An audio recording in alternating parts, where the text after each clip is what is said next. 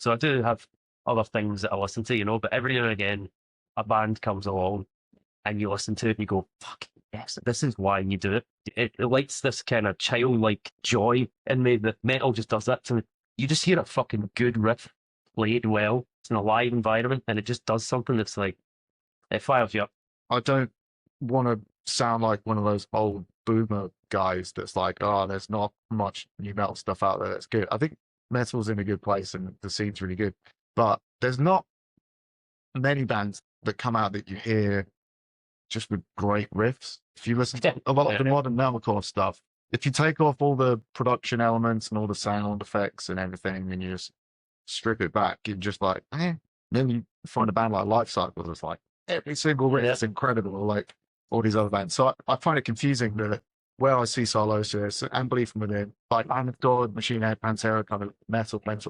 And weirdly, it doesn't seem like there's many bands coming out like that. There's some loads of underground death metal stuff that's incredible. There is still great like metalcore stuff coming out or deathcore, but it's weird that just metal seems lacking.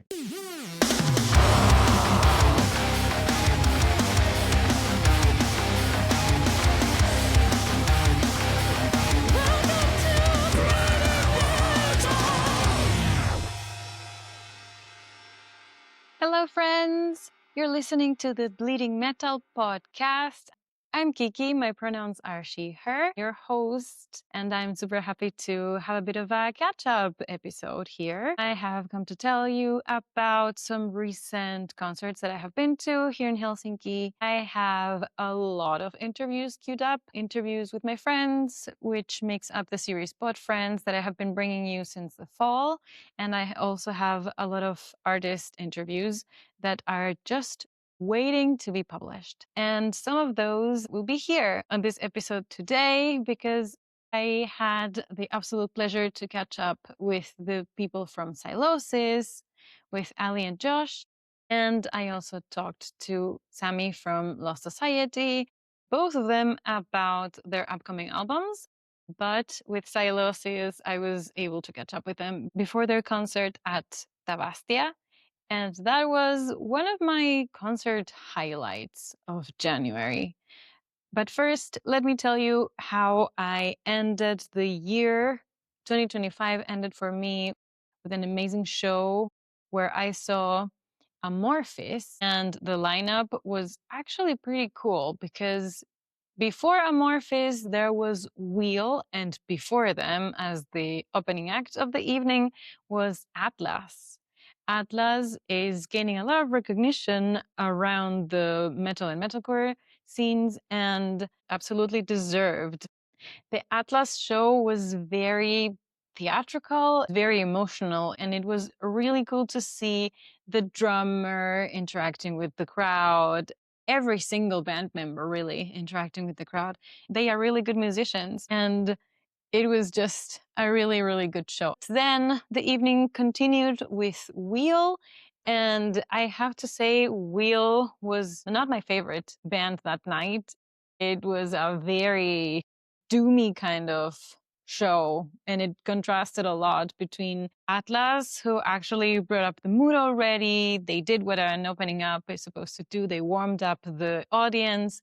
And then Wheel was very chill, very emotional as well, but it lacked a little bit of that party energy that we were all very in need of, maybe, because the show took place on December 30th.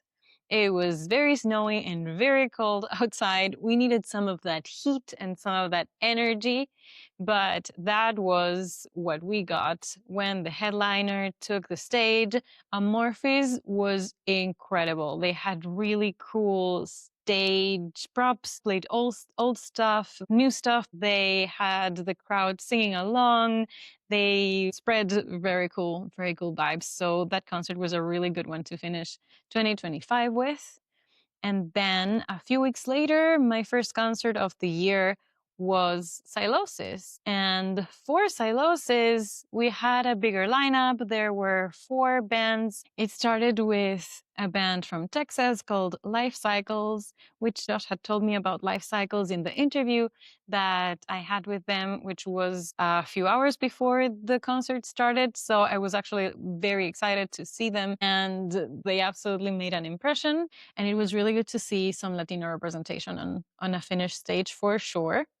Afterwards, we had Distant from the Netherlands. They have an incredible vocalist. I was very, very impressed. That was super cool. And the third band of the evening was Revocation.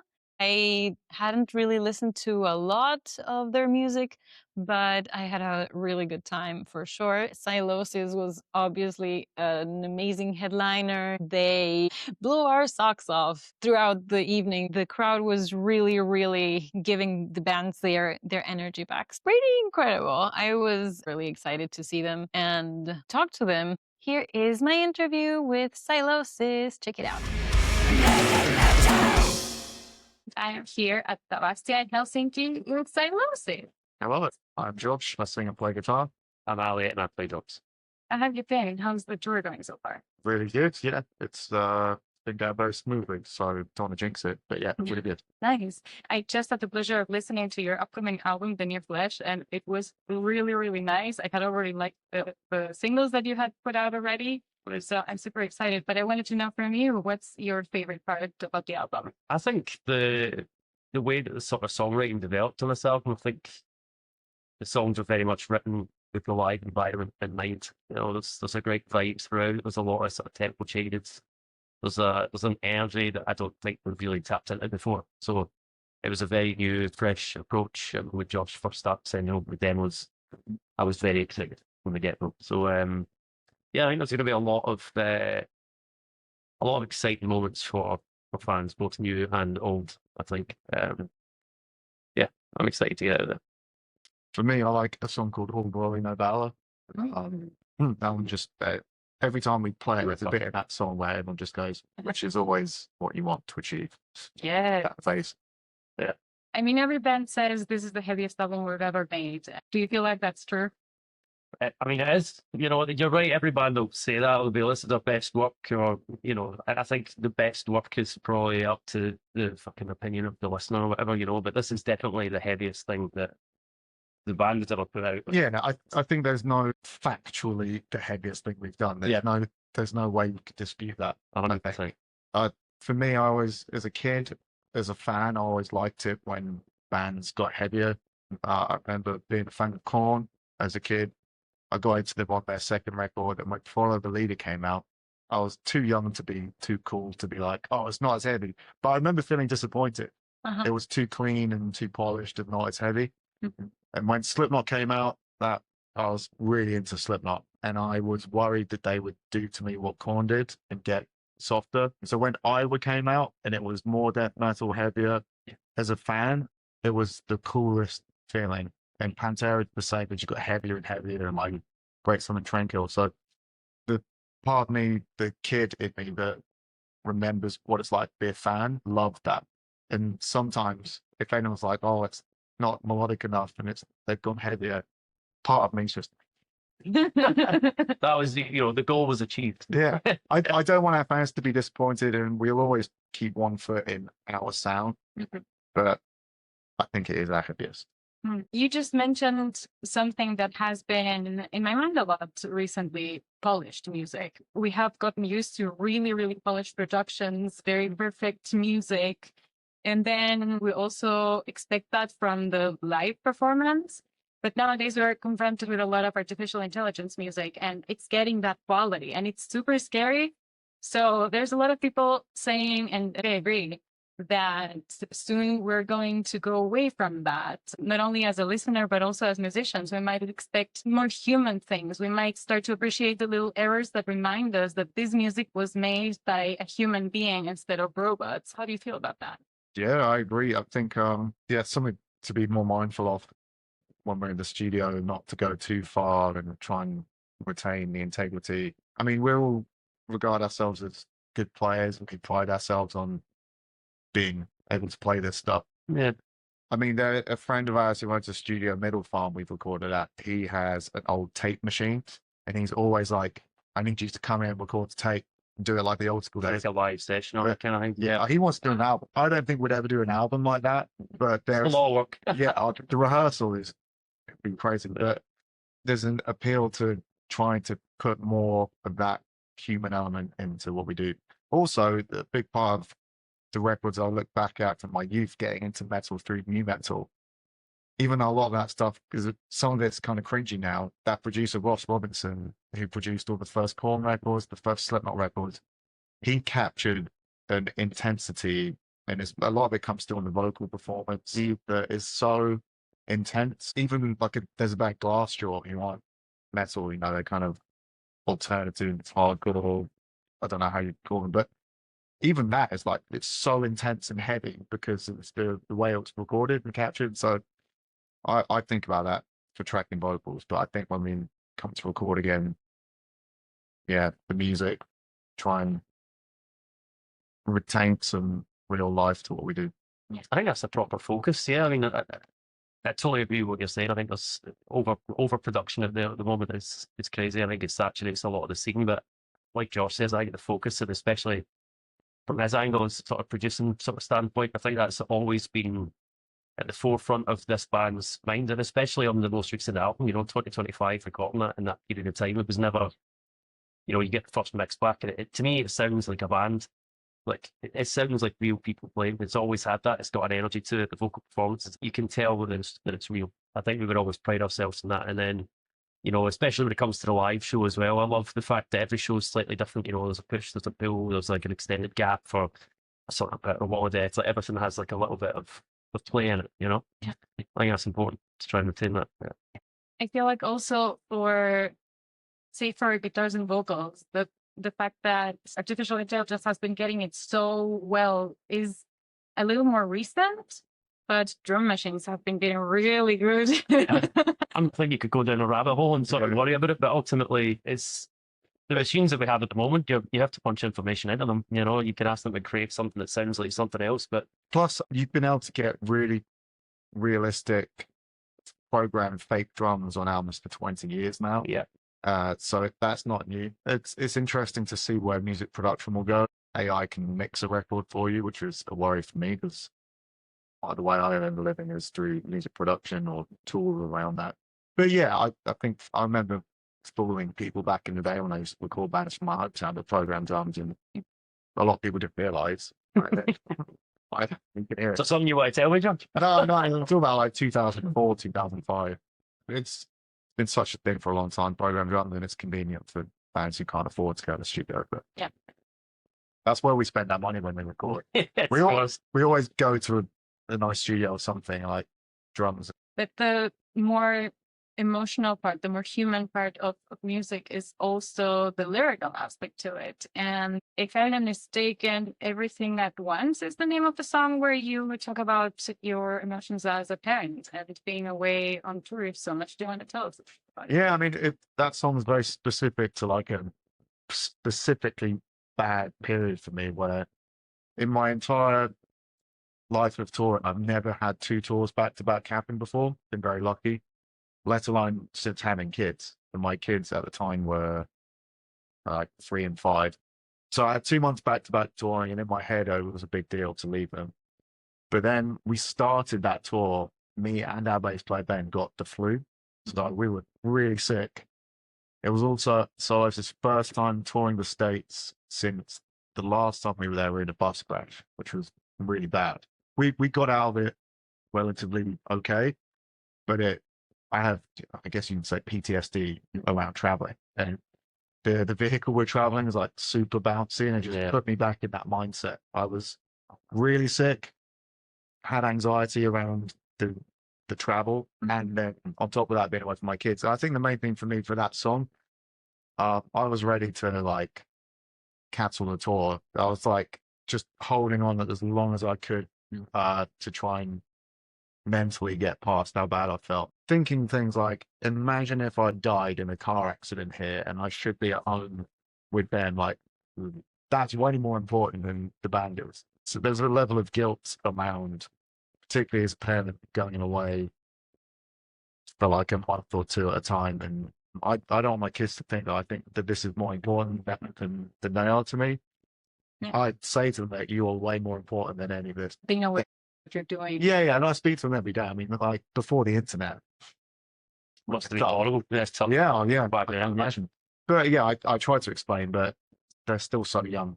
Sometimes they try and change the subject. It's something that I still struggle with to just think about. Part of me thinks, being a good parent is always being there. But the difference from my job versus the average job is when I'm at home, they see me all the time. And a lot of parents will be there, like they get home from work, there's 1 hour before they go to bed and they don't Right. see them as much. So I'm quite lucky. My wife is incredible and we're lucky that we have parents close by to help. So yeah. Right. And talking about the home life and the other parts of your life Yeah. in general, you just were mentioning that your day job is music production. Yeah, an aspect of it, yeah. Mm-hmm. What else do you do? I sell music related software, I guess you could say. Oh, you just Yeah. announced a new job. I did. No, you've got me on Instagram. Very good. You've done your homework. Yeah, I work for the management company that looks after SYLOSIS and a bunch of other bands. But yeah, that's my day-to-day job. So kept busy when I'm not on the road as well, which I think is good. I don't have a family or anything, but I think it's important to kind of keep yourself busy and occupied when you're, I've got something to keep me focused when I'm not on the road. And even when I'm on the road, it's easy to get lost in this. It can get quite hectic at times, So, Yeah. But all in all of the work you do is very much music related. How do you balance that? How do you bring balance to your life? Is there something that helps you turn off your brain and start vacation mode, family mode? routine when we're away, I think it's important, I think when you're back, I mean, more so for Josh with his family and stuff, I find it quite hard to switch off, because I'm constantly thinking about the business side of things. You get home and your hours can be, you don't keep normal hours, do this kind of work, it's very much 24 hours you're working with people in Australia and America and different time zones and stuff, so it can be tricky to switch off at times, but I think if you have routine, if you cut out times for yourself, whether that's gym, whether that's just going for a walk, whether that's family time with my girlfriend or whatever, that's really important to try and do. And I think as you get older, the importance of saying no, I'll be able to put your foot down, I think becomes an invaluable tool and thing that you can rely on yourself to do. Because when you're younger, you always want to impress. You feel like you have to make constantly available, but then as you get older, you can be like, no, I'm going to take this time for myself. And you realize that it doesn't have the knock-on effect that you always thought it would. You suffer more in imagination than reality. Sure. If you want to get philosophical, It's the definition of anxiety, though. It's a little difficult to put off. Talking about music production as well, I realized that you produced Harriet's album. How was the work with such an up-and-coming band? It was quite brief, and I'll be completely honest. I realized doing it because I've produced the band a lot. I'm not cut out for producing other bands in the same way. Like I think I'm not very patient. Oh, really? Yeah.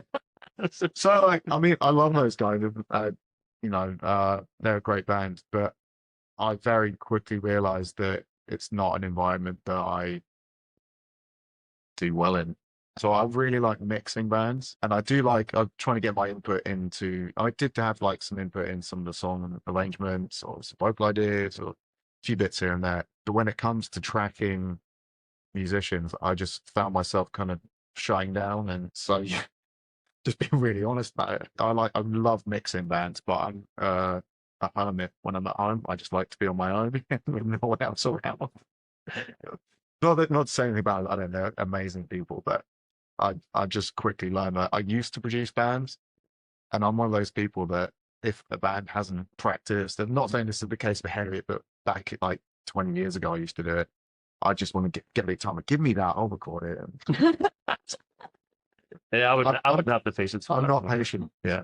It would have been a great feature, though, to suddenly have you play their guitars. Oh, yeah. They're amazing musicians, but I just remember I'm not cut out for that. But you did feature the singer in one of Yeah. your songs. Yes. Yeah. Is that a way of supporting up-and-coming bands, but also women in metal? Yeah, kind of a bit of both. I think the women in metal thing is important. It's important to me. I've got 2 daughters, and how women are treated or seen in metal is important. Also make sure that's done respectfully, like, even thinking about things like The thing that makes me laugh is Corny from Spirit Box referring to her band as being male weird. Yeah, that was great. Because you hear like this female fronted as if it's a genre when it doesn't matter. For some people, I think that in their head, probably men, assuming like they're highlighting the fact that it's a woman saying female fronted and drawing attention. And then some women are like, well, it doesn't matter if we're female fronted. So I think there's a lot that we just need to consider with that kind of thing. The main thing is they're a great band, they're up and coming, and we like to shine a spotlight. Fucking great voice. She's got an incredible voice. So that's first and foremost it. And then on this tour, we have Life Cycles, the band from Texas, who were pretty much unknown over here. And we just wanted them out because we are fans of them. We all listen to that band so much. I don't even think they fully realise. Like, I've had their songs on my gym playlist for about, was it 2-3 years now? Yeah, something like that. They just kind of, I can't remember how they came into our friend circle, but it circulated very fast. And we were like, who the fuck is this band? You know, and then we found them online and they were so small. And we just started like tagging them and stuff on Instagram. And then they would message us and be like, wow, you guys know about us? And we're like, yeah, why aren't you bigger? I think it was our manager, Adam Foster, and then Wilkie from Malevolence. Don't know who found them first, but I think those guys, what turned me onto them. And they put out an EP called Portal to the Unknown. And yeah, I think it's safe to say as a band is our most listened to release of 2004, whenever it came out. So first and foremost, we're just like fans of this music and we're still very much into it. I think I see so many bands and it bums me out when you see these big metal bands who've been doing it for so long. And you speak to like a guitarist and like, oh, I don't really listen to much metal. I like blues or whatever. And you're like, oh, I love this. All I listen to is this stuff. Yeah, I mean, I listen to other stuff, but yeah, every now and again, I mean, I feel so fucking, sometimes I feel so far removed from it and so like jaded, and you're surrounded by metal all the time. I spend half my time, you know, between two bands, listening, writing, performing, touring, and surrounded by metal. So I do have other things that I listen to, you know, but every now and again, I'll use Life Cycles as an example. A band comes along and you listen to it and you go, fuck, yes. And it's the same, the bands on this package, obviously like Revocation, you know, I've been listening to them for a long time, and I went out and watched them the first night and they just kick into a song and I'm like, this is why you do it, you know. It lights this kind of childlike joy in me that, you know, metal just does that to me. The way that Josh was talking about early Korn stuff and Slipknot stuff, and you just hear a fucking good riff played well in the right, just in a live environment, and it just does something that's like, it fires you up. And having this package on, they're playing before us, it's really helping us raise our game, you know, because we're like, Life Cycles are coming over, they're unknown, but those guys fucking shreds. And that's one of 4 bands, you know, and then you've got Distant, you go out and kill it, Revocation come on, fucking some of the most insane musicians, and then we're like, we really need to help our game. Yeah. We took Distant last year in America, and they're one of those bands that when they kick into a song, you're just like, that's it. That's it. I don't want to sound like one of those old boomer guys that's like, oh, there's not much new metal stuff out there that's good. I think metal's in a good place and the scene's really good, but there's not many bands that come out that you hear just with great riffs. If you listen to a lot of the modern metalcore stuff, if you take off all the production elements and all the sound effects and everything and you just strip it back, you're just like, then you find a band like Life Cycles, it's like every single riff is incredible, like all these other bands. So I find it confusing that where I see SYLOSIS and Belief From Within, like Lamb of God, Machine Head, Pantera, kind of metal. And weirdly, it doesn't seem like there's many bands coming out like that. There's loads of underground death metal stuff that's incredible. There is still great like metalcore stuff coming out, or deathcore, but it's weird that just metal seems lacking. I mean, Life Cycles kind of like a crossover thrash band, like Power Trip. They don't sound anything like Power Trip, but similar kind of thrashy, old school vibes with elements of hardcore. So yeah, when I find a band that I like, I'm like, check this out, everyone. Yeah, that's how we all should be. Just recommending metal to each other, especially the things that blow our minds. Thank you so very much for your time. Awesome, thanks for having us. I look very much forward to seeing you on stage. Thank you. That was my talk with Ali and Josh from SYLOSIS. Their new album came out Friday, The New Flesh. I really like this album. Go check it out. And another album that I really like and that is coming out in a few weeks is Hell is a State of Mind.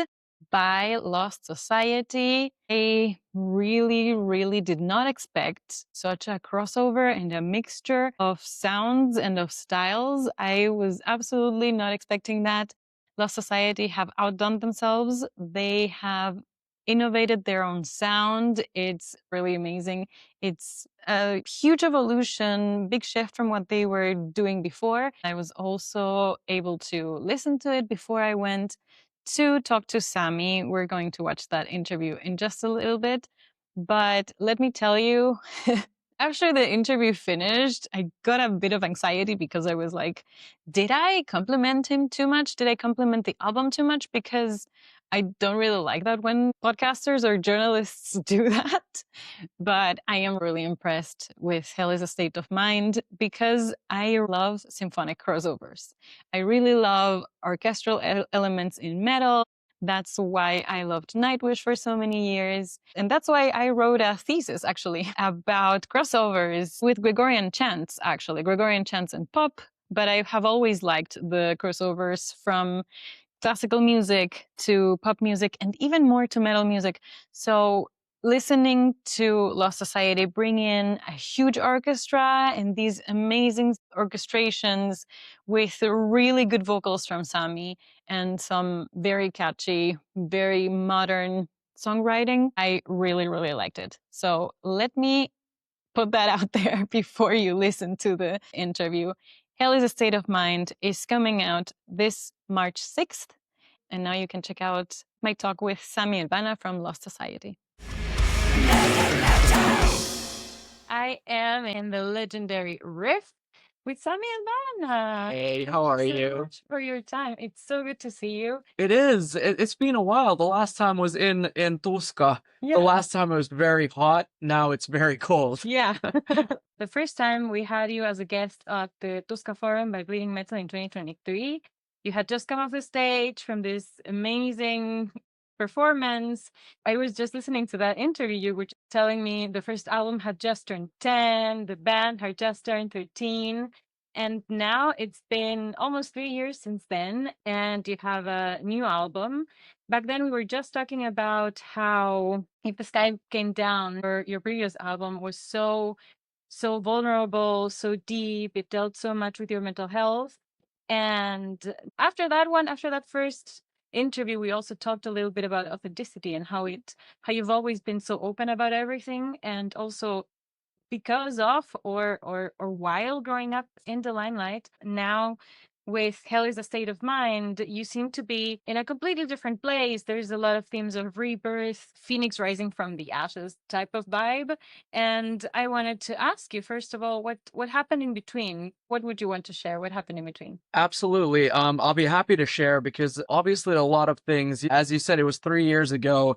The record was still very fresh in our heads and in our minds. And, after that, after dealing with such sort of heavy personal matters and personal problems, obviously, like, first and foremost, I'm always going to put this out. I got professional help. Obviously, I had intense therapy for a long time, which sort of helped. That plus the birth of the album itself, the recording and release and touring process, those two things combined really brought me back to this planet in a way. It helped me pass the worst sort of moments where I feared that my own worst enemy was my own head. And it's never going to be like a quick fix where everything will be solved by, be it therapy or touring or whatever. But it definitely made me understand myself better. Getting to a point where we started writing Hell is a State of Mind and recording it and everything, it brought me into a very healthy place, and a very healthy understanding of my surroundings, of my own body, of my own mind, and just life itself, honestly. I love the fact that you said also that you can pick up on a lot of themes of rebirth and the phoenix rising from the ashes and stuff on the record, because I think a funny thing is that this is it's a very heavy album. Musically, it's very heavy, obviously very diverse, but there's very dramatic and almost like tragic moments musically, but lyrically, it's a very empowering album, which I love because it's sort of like two absolutely opposite sides of the spectrum colliding. And I love that because, obviously when people from the outside of heavy metal look at the genre, they're like, oh, it's all about, evil and satanic shit and all of that. But the truth is always that this realm that we live in and that we operate in, it's so supportive. It's a big family. And I think it's really cool that I finally was able to sort of prove that with the lyrics and the story of the record. So, I'm always going to say that even, in the last interviews that I've been talking about this album, I've said that I don't think this album would have become what it is without all of the struggles happening in the past. Like 1,000%, I believe that because if I would have continued on the path that I was on, which was very hurtful for my own mind and everyone, close to me, this wouldn't have happened. I needed that sort of rebirth of my own to be able to talk about it on this album, because every single word that I've ever written and sang, it's my thoughts on different subjects. And this album it's exactly that. It's me talking about what happened, what's happening now, and just my thoughts on what I think the universe is all about and what my own life is all about. I mean, that's all I can offer people. Right. What empowers you nowadays? I think it's the fact that in my head, nothing is final. Nothing is as final as what humans think it is. Obviously, I cannot talk for everyone. I'm basing this on the feelings and the emotions that I had during the last album, for example. I felt that truly that was the end of my story. That's all I'm going to be able to artistically talk about, and that's going to be all that I'm going to live for. But, getting over that and getting to learn that the emotions that I felt were controllable. They were not as final as I feared that they would be. But it's the empowering is also because obviously, we're living in 2026. The world is a fucking mess. It has been for a long time. Yeah. And I'm never going to say that my music or my art is going to change everything, but I feel like it's always going to be a little ease for some people's lives, because that's what music was for me. It was something to keep my mind fresh and healthy. When I was 7 years old, it meant dealing with school. But when I was 18 years old, it could be about for the first heartbreak. But now when I'm 30, it's about how everything is pretty messed up, but I'm offering my little help to ease people's minds that not everything is disgusting and terrible and on the verge of being destroyed. I think that's like the main thing. Hmm. Beautiful. Your new album is amazing, actually. Thank you so much. I really, really liked it. It's completely different to your previous work, but it also carries the essence of Lost Society. As I think you say yourselves, you have finally found yourselves, and this is a sound that innovates, that mixes a lot of different influences. There's a lot of symphonic elements that I was not expecting, that I liked a lot, and still keeping a lot of other modern electronic sounds in there as well. And your voice comes to the forefront in such a beautiful light. You have clean, very soft, very emotional parts, as well as the very well done screams and everything in between. Every band says this is our best work, but for you, for sure, this one is a really, really good album. Thank you so much. And it really means a lot to hear that. And one thing that hasn't changed since, 2012, when I was writing songs for the first album to where we are now, is that the forefront will always be writing stuff that we like and we love and gets us excited. But obviously, it does feel so good to know that it connects with other people also. And I feel like we don't have the most traditional story of bands, in a sense that, what we put out has always brought new elements. We've always liked to challenge ourselves. And as we know, in 2026, the metal community especially, it is very supportive, but it's very critical also when it comes to mixing things together. But for us, it's always been important to try to sound authentic, try to sound like what we listen to, because I don't think we know how to do anything else. I think it would be very difficult to try to please everyone or please even a certain group of people within a scene. What we do is just what we know how to do, and it's what we like to do. It goes down to the fact that our first record, we weren't mature enough to be able to write melodies, for example, but we loved pop acts. We loved everything in between. But I feel like it's just one of those things that as you grow up as a human being and as an artist, it's just things that you don't know how to do, but then you slowly learn to do them. And obviously you're going to start pushing more towards that place. Hell is a State of Mind in 2026 is exactly where we're supposed to be right now. Because I think if it's not something that we should be doing, it wouldn't have turned out that good. Yeah. I think it's that's pure and simple. But it goes back to saying thank you. It means a lot to hear that you enjoyed the record. Thank you. Yes. Among this, all of the innovation, one of the things I wanted to ask you is what makes a great metal song in 2026, in your opinion?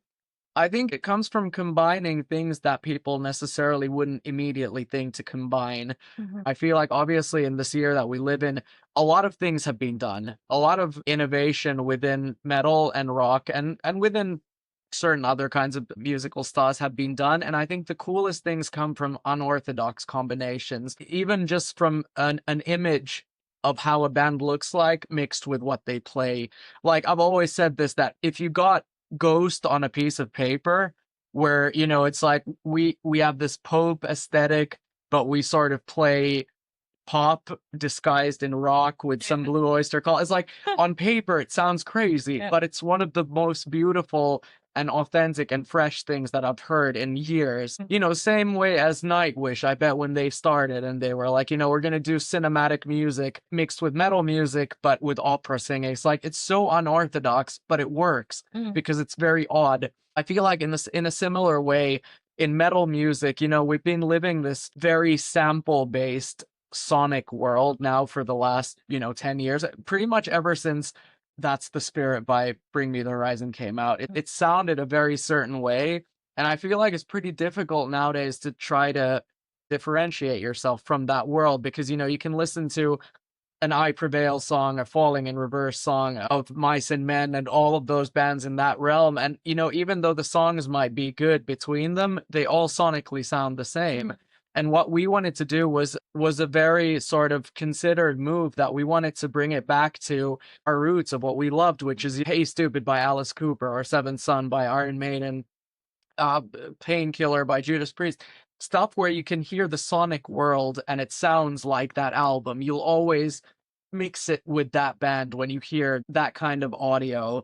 And so for me, it's a mixture between doing something that sounds like it has personality sonically, but also obviously the material has to be good. Like that's the forefront of everything. If your song isn't good, it's not going to stand out. As we disclosed also, we wrote a lot of the songs together with Jonas just with acoustic guitars to begin with. We'd call it the campfire method, where it's like if a song and a melody doesn't work at its most vulnerable and stripped down state, it's not going to work even if you pile, an orchestra, a million synths and vocal layers and all that kind of shit on top of it. It has to work when it's at its most vulnerable state. In short, a good metal song in 2026 has to have personality, has to stick out sonically and just melodically. And it has to come from the heart. It has to be authentic. Has Of to course. be something you would actually be a fan of if it weren't you. Exactly. making it. Exactly, because if you don't like your material, why or how would you be able to promote it to anyone, for anyone else to like it? Right. Okay, so if the album came out and it's not you, you're just listening for the very first time, Hell is a State of Mind, how would you play it? Would you play specific songs? Would you play it in a specific order? Would you always listen from the beginning to end? Great What is your question. favorite? What I love about this record is, I've said this a lot, and I mean it, that this is the closest thing to a concept record that we've done. And that was a very conscious thing that came from when we were writing the songs with Jonas. And at some point we were like, this is musically a story. There's like a clear storyline here. We didn't need to think twice about the track list. It makes sense from start to finish, obviously lyrically too. But I'm a big fan of a concept record which makes sense even when you pick out the songs apart, but it just changes the meaning a bit.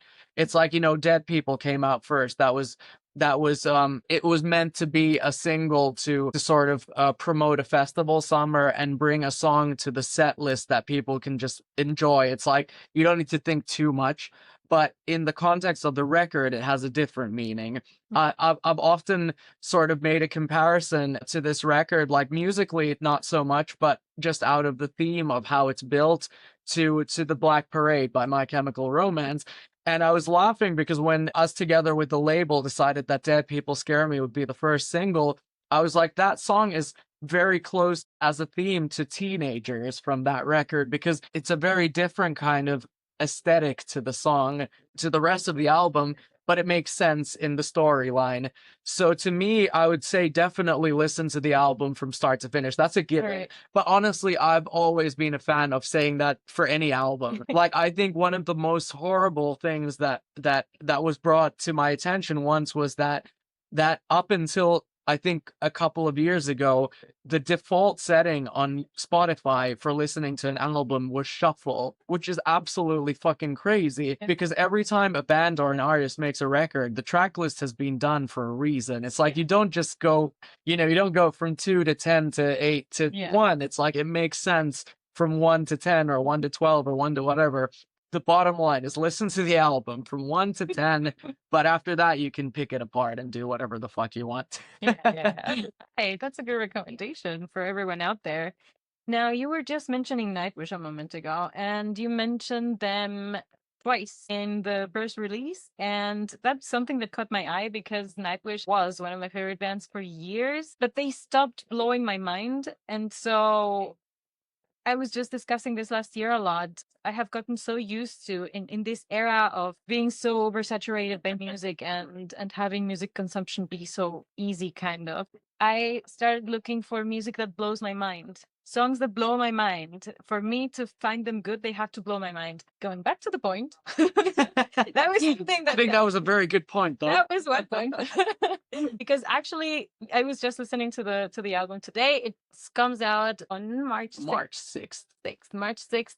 It's coming out. It's not out yet, and I had the honor of just listening to it, and it actually blew my mind. And I feel so happy that there is still music coming, and especially Finnish music. Finnish metal has always had this reputation for having a very special place in the metal hearts around the world. And going back to you mentioning Nightwish twice, you were saying that, let me read the quote. This is one of the largest metal productions in Finland since Nightwish. And that is a very daring thing to say. Well, first of all, about the record blowing your mind. Thank you. I appreciate that.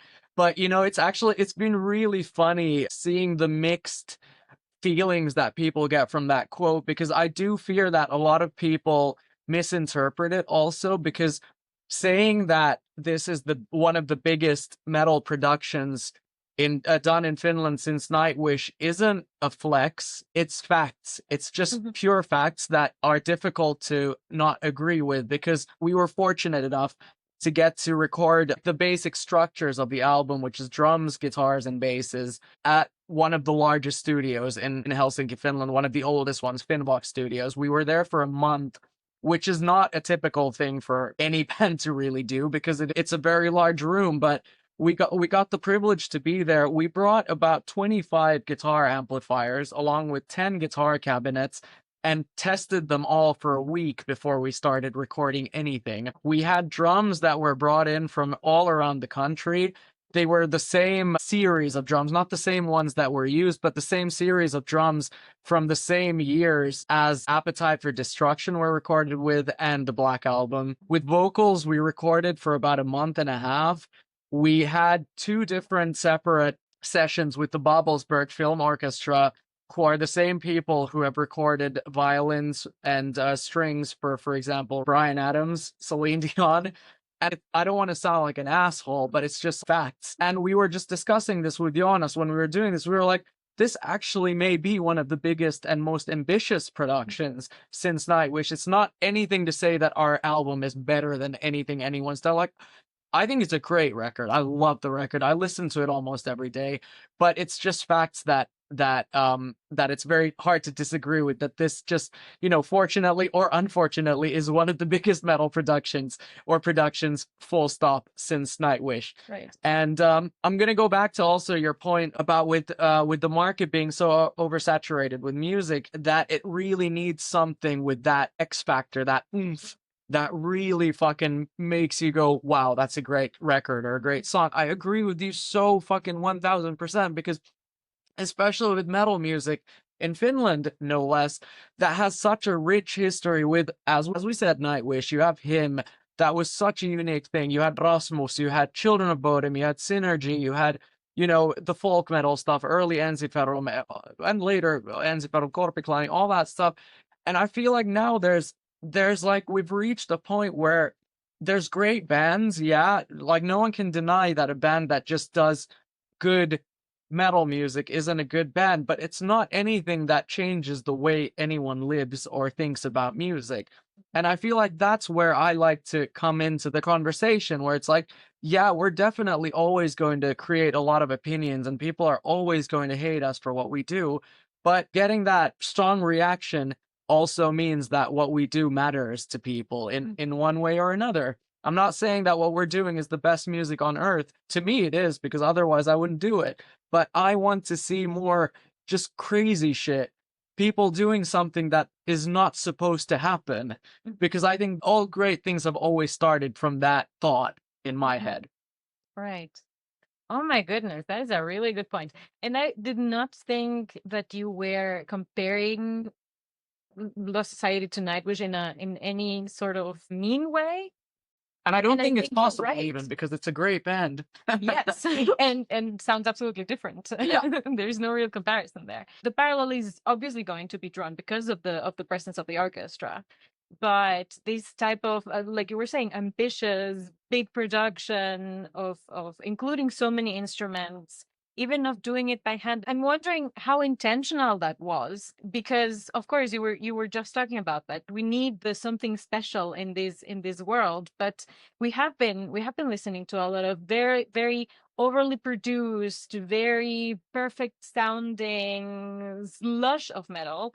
That's how we lost the perspective, and how artificial intelligence has been so insidious in stealing from others and pretending they're a real band, and people actually didn't notice.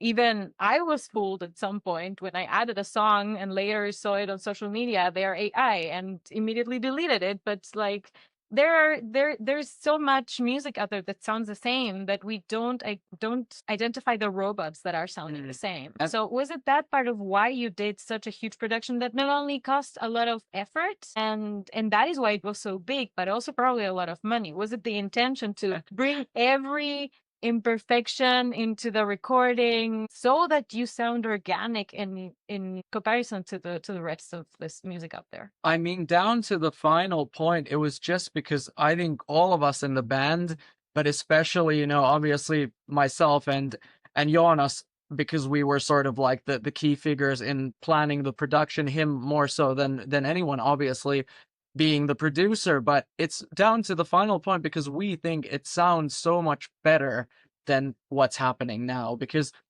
our roots lie with those old bands, that each of them, even though they're in the same genre more or less, they sound completely different. Whereas nowadays, 10 bands can be in the same genre, but they'll sound exactly the same. Yeah. I can also sort of open this up to the listener who doesn't necessarily know exactly what we're talking about, just so it makes sense, because we're talking about production, so we're talking about the way things are recorded and how they're mixed. I know for a fact that there's a lot of metal bands, and especially metalcore bands nowadays in the world, that use, for example, it's computer drums. It's just plugins to make the drum sounds, because usually, I mean, you can also record live drums, but then many of them will use samples on those drums, so they'll replace the sound that has been struck and put that same tone or same sound that you can immediately get from the computer drums. So it's just money saving. A lot of bands will just immediately use an amplifier modeler instead of using a physical amplifier, because it's cheaper, it's quicker, and it will give you that certain sound that you desire. So it's like things like that we just wanted to challenge, and we've always stuck with our guns that we want to record live drums, live guitars, blah blah blah blah, obviously, but just giving that little percentage more of personality, I think, will make it stick out.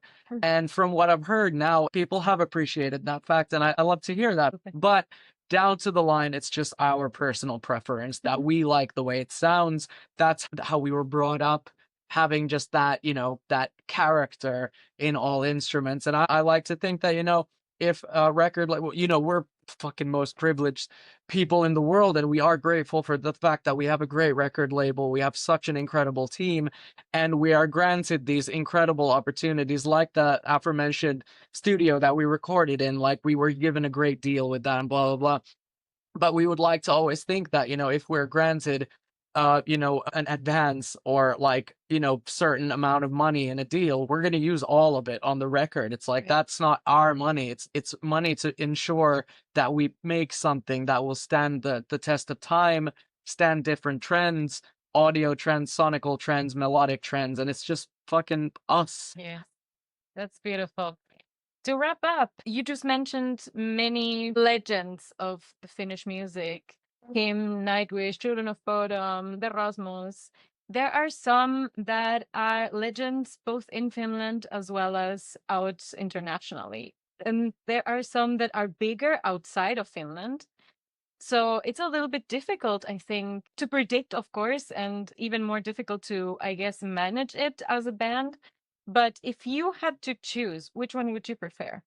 Wow, that's a great question. Every fan, regardless of where they are, obviously, who enjoy what we do, it's an honor. It's a great honor, obviously, to us because we're just initially excited about connecting with someone. So honestly, it's difficult to say that because we are in a great situation that obviously Finland is our biggest market. That we do well here. We're fortunate enough to get to tour extensively in the country. But obviously, our ambitions are to take this outside of Finland. Obviously, we've done a lot of work, obviously, you know, in the Europe, in the UK, in Japan. We're in children's boots in the States. Obviously, we want to bring our music out there. So, I mean, I can't really say if I'd enjoy, you know, it more if we were bigger outside of Finland, but not as big in Finland as what we are now, or vice versa. Honestly, to me, it's like, as long as I just get to play somewhere, I'll be happy.